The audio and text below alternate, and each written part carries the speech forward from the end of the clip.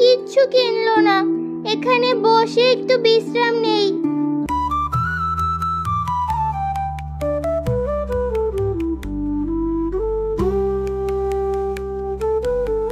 বাবা, আজ 3 দিন ধইরা কিছু খাই নাই, আমারে কিছু সাহায্য করবা?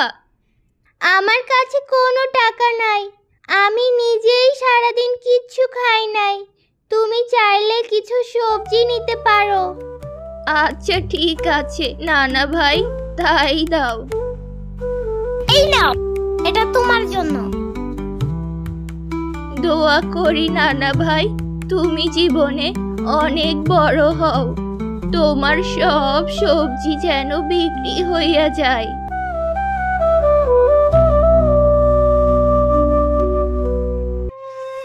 লতা, ভাবলাম আজ গাজরের হালুয়া বানাবো, কিন্তু বাজারে তো গাজর পেলাম না।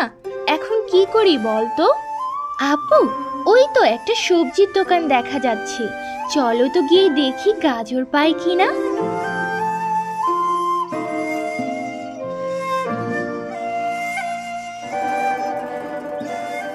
ওয়াও, গাজর তো দেখি খুবই টাটকা।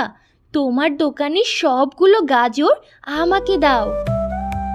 এই নাও।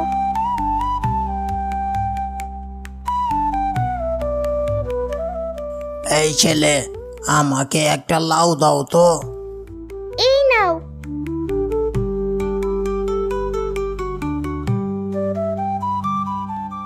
আমাকে 5 কেজি পটল আর 1 কেজি আলু দাও। আমার কাছে তো আলু নাই। তাহলে শুধু পটলই দাও। এই নাও।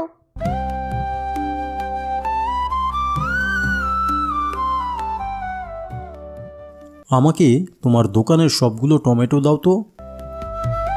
এই নাও।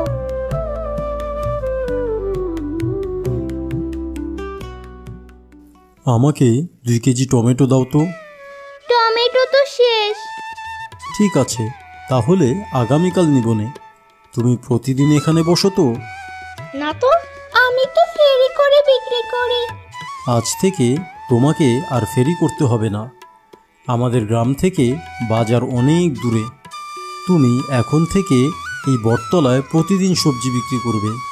আমরা সবাই এখন থেকে তোমার কাছ থেকেই সবজি কিনব।